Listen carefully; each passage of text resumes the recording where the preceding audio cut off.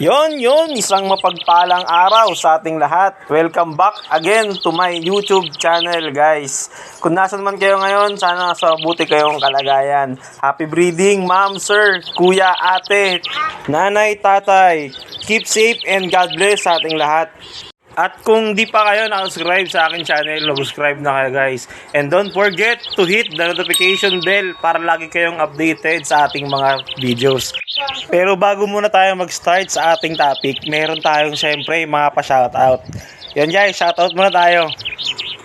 Welcome back again to my YouTube channel, guys, mga kapeders. So bago tayo mag-start, alam nyo na, ang routine natin, mag-shoutout muna tayo sa mga kapeders natin dyan na gusto magpa-shoutout. Yun, no? Meron tayong mga, syempre mga subscriber, mga viewers. So maraming salamat. Shoutout nga pala sa'yo kay Papa Joms. Shoutout, sir. Happy breeding po. God bless. Keep safe po. At kay John Lexus Anuevo. Shoutout sa'yo, sir. Happy breeding and God bless and keep safe po. And shoutout din pala kay Malmon Parap Ibery. Happy breeding po. Shoutout sa'yo, sir. Alam ko may nangyari sa'yo. Pagaling po kayo. Keep safe and God bless po. At syempre kay Boss Laseb DH. So maraming salamat. Shoutout sa'yo, sir. Happy breeding. Keep safe and God bless. At syempre sa ating isa pang kaibigan kay Boss Echo Oreo Boy. Yan. Happy breeding, keep safe, and God bless po. Salamat sa panonood. So, syempre, sa ating pamilya, Family Tuyan and Lagutom Family at Tristan Family. Maraming salamat sa panonood, sa pagsuporta, sa pag-andabay, at pag-share, pag-like, pag-subscribe ng aking channel. Maraming salamat po. At yan na nga, magtungo tayo sa ating topic ngayon. Ang topic natin is patoka reveal, syempre. Paturuan ko kayo kung paano mag-mix ng patoka ko. So, disclaimer lang, syempre, experience ko lang to. I-share ko lang sa inyo kung ano yung kinagawian ko. At nakapagpabuhay ako ng mga red eyes sa aking mini Avery. So yun guys, tutukan nyo, samahan nyo ako para makita ninyo kung ano yung sikreto ko. Yun lang guys, maraming salamat. Cut muna natin. So this time, sinama namin si Going Mary para sa pagbili ng patoka. So yun guys, panoorin nyo muna yung pagka-drive ko para makita ninyo kung paano ako dyan, mag-drifting guys, no? Ayan, panoorin nyo muna.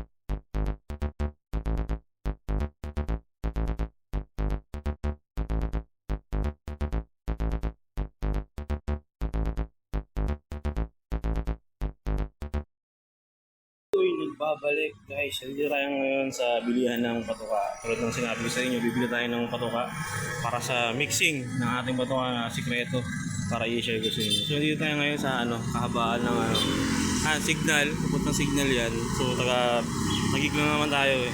So tignan natin yung mga bibili nating patuka. Mamaya, samahan nyo ako. And out. So yun na nga guys, nakabili na tayo ng patuka na gusto natin bilhin dito sa ating poultry. Kaya lang guys, nakuha na natin yung gusto natin bilhin patuka, yung may mix natin mamaya, gagamitin natin. So yan, pauwi na tayo uli guys. Samahan nyo ako. Yun, mga ka-feathers, simulan na natin, huwag natin patagalin to. So ito yung binili natin kanina dun sa patukaan sa poultry. So bubuksan na natin para makita na natin kung ano yung laman nito. Ayan ha. So meron tayo ditong outgrowth mga boss. Ayan o. So bumili tayo ng outgrowth. Ang outgrowth pa na binili ko is 2 kilo. 2 kilo po. Ayan. Tapos meron tayo ditong, ito ang pinaka-importante sa lahat, canary. So ito, alam ng mga breeders to, alam ng mga veterano to na yung canary is malaking tulong sa ating pag-iibon dito, no? So ayan na, i-mix na natin. So unahin muna natin to. So ang kilo pa ng canary na nabili ko is 5 kilos. Pero since nauubusan daw sila ng stocks, ang binigay lang sa akin is 4 kilos lang po. So unahin ko nang isalin to dito. Ito yung magandang part eh, yung mag-mix ka ng patuka mo. So ayan guys, no? Ayan. So unahin nyo yan. So kung 4 kilos to, 5 kilos, yung canary natin, ayan. Tapos yung NX natin is yung outgrowth, guys.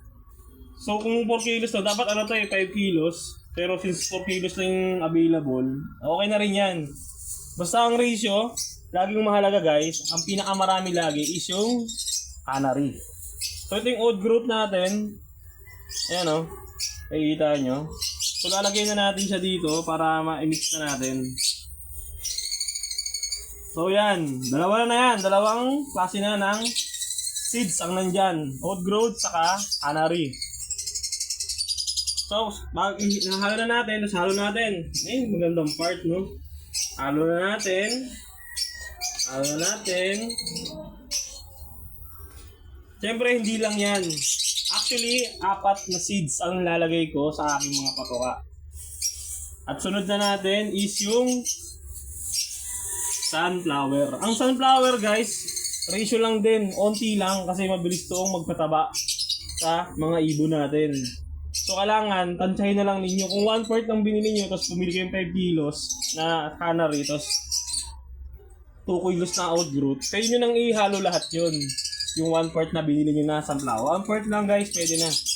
So, ito yung sunflower. So, tatansyahin ko na lang kasi 4 kilos lang yung canary. So, lalagay na lang natin na ganyan yan. Tapos, titigan natin kung medyo maitim-itim na yung paligid. Pwede na yun. So, yun, 2 dakot lang ginawa ko. 2 dakot lang. Tapos, meron pa tayo ditong, ito na yung last na mix na ilalagay natin. Yung meron tayo ditong white millet. Actually di nga to white, mix na to ng parang brown millet. Pero mas maganda kung white millet. So ganoon lang din, tansyahin nyo lang guys. Kasi ang white millet din, alam ko mahirap tong tunawin ng mga inakay. So onti lang inalagay natin para ma-mix lang ng onti. Para tansyahin nyo lang, onti lang talaga. So yun, 2 dakot lang din. Tapos i-mix na natin. I-mix na natin yung patuka na ginawa natin. So kung napapansin nyo guys, pag binix ko, medyo onti pa yung sunflower. Hindi siya ganun kadami pag minimix. So lagyan pa natin ng isa pang dakot. Yan. Isang dakot pa nito ng white millet. Basta lagi yung natandaan guys, laging marami yung canary, tapos susunod yung outgrowth. So yun guys, para sa akin, okay na to. Goods na to. Okay na yan, yung mixing ng patuka natin. So yan. Paano ko nasabi na na bubuhay ng red eye guys? Ganito kasi yan guys, ito na yung sikreto ko, i-share ko na sa inyo. No? So since nanonood din lang ako ng mga YouTube, nag-aaral ako, ito yung pinaka the best na nakita ko na pwede kong sundan. Kasi napatunayan ko na sa ibunan ko din na effective talaga siya. Kasi nakakabuhay talaga ako ng maraming red eye sa mixing na ginagawa na to. So nanonood lang ako na mas okay to. Alam niyo kung bakit? Ang sikreto kasi nito, mula yang pagbaba nila hanggang mag-matured, hanggang magbasal, ito na yung ginagamit ko na patuka. Wala nang iba. Hanggang magkaroon silang painakay, pababa, ito na yon. At least, ang maganda doon, hindi maninibago yung ibon ninyo. Diba? Pag nangitlog yung inakay yung ibon nyo, diba? Once may possibility na magbabago kayong patuka, iwalay mo yung ganito. Kasi ito, pwede na. Parang all-in na. Sama-sama na sila. Diba? So, ito na yung mixing ng patuka ko. Ito yung sikreto ko. Sinare ko na sa inyo. So, kung gusto nyong gawin ninyo para at least kung ang mga project nyo is mga pale, mga ino, o mga dan, ganyan. So, try nyo. Effective to guys kasi based na sa experience ko, almost 2 years ko nang ginagawa to. So, yun guys. Yun lang no. Sana may nakuha kayo sa ating pag-mix. So, yun na guys. So, salamat sa pagantabay. Sana may nakuha kayo. So yun nga, tuloy lang natin ang pag-aalaga ng ibon. Hobby natin. Sabi nga nila, kung gusto mo, gawin mo. Siyempre, mahalin mo rin yung mga yung gagawin natin. Siyempre, yun na guys, no? So yun lang guys. Happy breeding. Salamat sa pagantabay. At ikat muna natin to para mapagpaalam sa inyo ano mas maganda po. And out. Yun! Tayo nagbabalik. Tatapos na ang ating pag-mix ng ating patoka. Patoka mix reveal. So yan guys, kung makakatulong sa inyo, pwede nyo i-apply yan dyan sa inyong mga ibunan. Kung project sa mga ino ninyo. Kasi ang maganda kasi dun guys, para sa akin based on my experience, mula bata, pagbaba, hanggang maging pamaturin mo sila, tas hanggang maging proven na sila, yun na yung patoka na ginagamit nila. So hindi na sila maninibago. Kahit may painakay na sila, yun na yung binibigay ko. Nag-add na lang ako ng kick booster. Ihiwalay na lang ninyo yun guys. Lagyan nyo yung sarili mong lalagyanan para dagdag sa sa protina ng mga inakay natin. Nakita naman ninyo, di ba? Sa ibunan ko ngayon. Puro red eye yung mga nandyan ngayon. So nabuhay na yung lahat guys. Hintayin na lang natin uli na next video natin na malaki na sila. Gusto ko kasi pag pinakita ko sa inyo, malaki na sila para ma-surprise tayo lahat. Ma-surprise din kayo. So yun lang guys, may itulong ako sa inyo, sa inyong mini o kung ang ibunan ninyo para na-share ko yung knowledge ko sa inyo. So yun lang guys, maraming salamat sa mga silent viewer ko, sa mga sumusuporta at patuloy na nanonood ng aking small videos. Maraming salamat guys. Malaking tulong yan para sa akin. Yun lang guys, maraming salamat. Don't forget to like, share, and subscribe my YouTube channel. And huwag niyo makakalimutan din na i-hit yung notification bell para pag may mga bago tayong videos, lagi kayong updated. So yun lang guys, maraming salamat. Ingat kayo palagi. Happy breeding sa lahat na mag-iibon. Sa mga kapeders ko, ingat kayo palagi. Maraming salamat. At ito, tapusin na natin. Maraming salamat. Ingat kayo palagi. God bless and out.